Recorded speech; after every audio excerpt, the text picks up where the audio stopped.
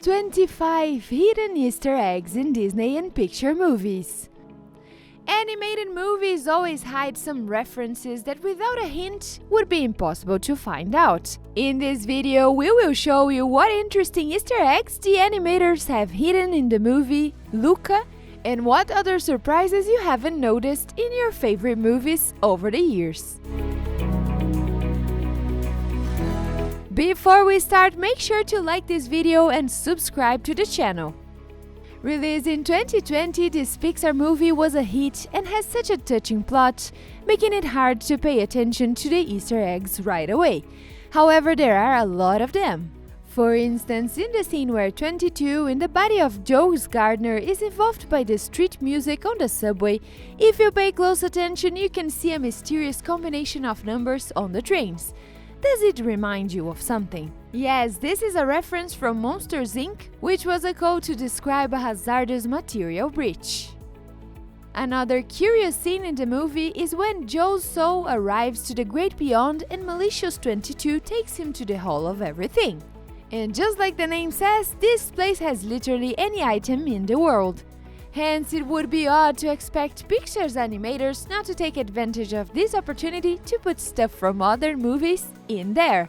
And they did it. For instance, you can see the Pizza Planet truck here.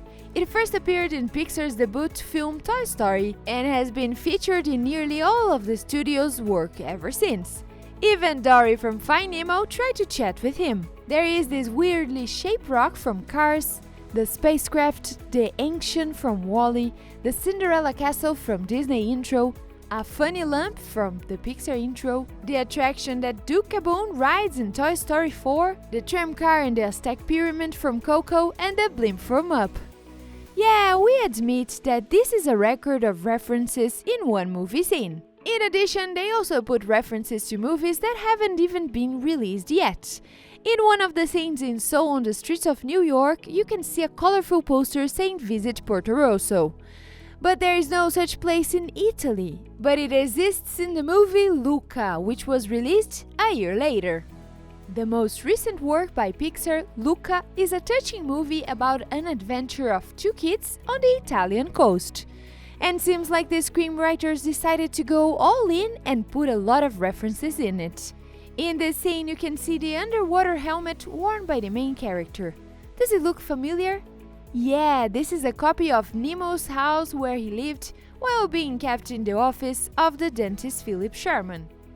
In another scene where Luca flies over the city on an aircraft, we see another obvious reference. A puppet doll that jumps on the cobblestones together with Cat and Fox.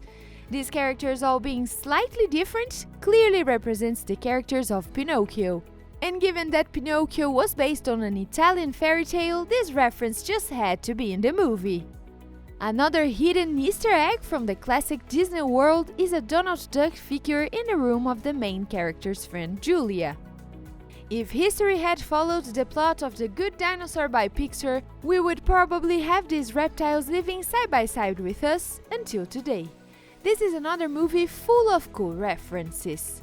For instance, in this scene where a giant Tyrannosaurus rescues Arlo from velociraptors, there is a similar scene in the first part of Jurassic Park, only with people instead of dinosaurs. Pixar screenwriters don't limit references to only animated movies. Sometimes they get a bit carried away and add references to future films. For example, in the scene where Arlo is sitting by the fire and Ransom tells the story of how she lost part of her tail. Part of it got stuck between stones and she needed to escape from there. Without thinking twice, she bit off part of it. This story is clearly inspired by an episode from the movie 127 Hours, with James Franco in the title role, in which the main character is trapped between rocks. At the end of the movie Coco, there is a funny part. Miguel takes part in the musical contest of the Land of the Dead.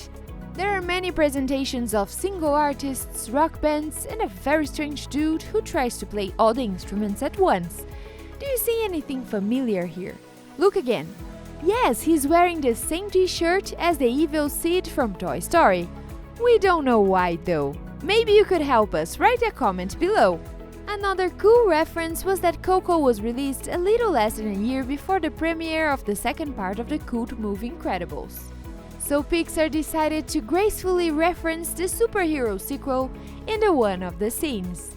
A company of spirits runs down the street with one small detail on these posters. The members of the Incredibles are portrayed as the dead from the land of the dead. This movie is full of Mexican traditions. No wonder why Pixar's writers included cultural references in the movie. For instance, when Miguel sees a ghost that looks a lot like the Mexican artist Frida Kahlo. In fact, the Day of the Dead is the main theme in the Coco movie and generally in Mexican culture. So the writers decided to use the opportunity to pay tribute to their loved ones. During the credits, you can see a very touching shot with photos of deceased family members and friends of the studio staff. Here is another movie with some references, but with less fiction than you thought. For example, in the scene where Meredith sees the wisps in the forest, the blue lights. They helped her find her way back home and later to the witch's cottage. In fact, those little things actually exist. It happens to be a natural phenomenon that can be seen in the fields and swamps at night. Scientists still can't explain their origin, but most likely is caused by bioluminescence or spontaneous combustion of bog gases. The screenwriters of this movie spent a lot of time exploring a lot of ancient locations in Scotland as they wanted to make the movie more authentic. For instance, this cool place with standing stones where a good part of the whole story unfolds.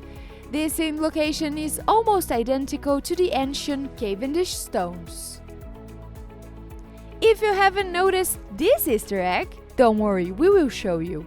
Do you remember the scene where the main character's brother steals cookies during a traditional competition in the kingdom? Did you notice that the scene is almost identical as Aladdin's scene where the loyal companion of the protagonist, the monkey Abu, stole watermelon in the market? Oh, by the way, Aladdin movie came out 20 years earlier.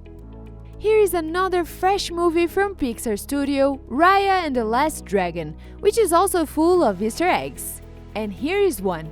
There is a moment when Raya goes to Talonland and walks through a noisy market. Near one of the counters. You can see a funny rooster with a basket on his head. This is clearly a reference to Rooster from Moana. Here is a reference that only loyal fans of Disney will recognize. I will give you a clue. Pay attention to the way they are dressed.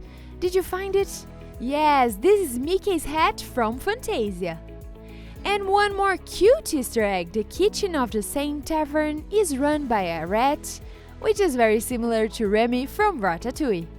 Was it the first time you noticed these references? Let me know in the comments below. Thank you for watching and I'll see you in the next video.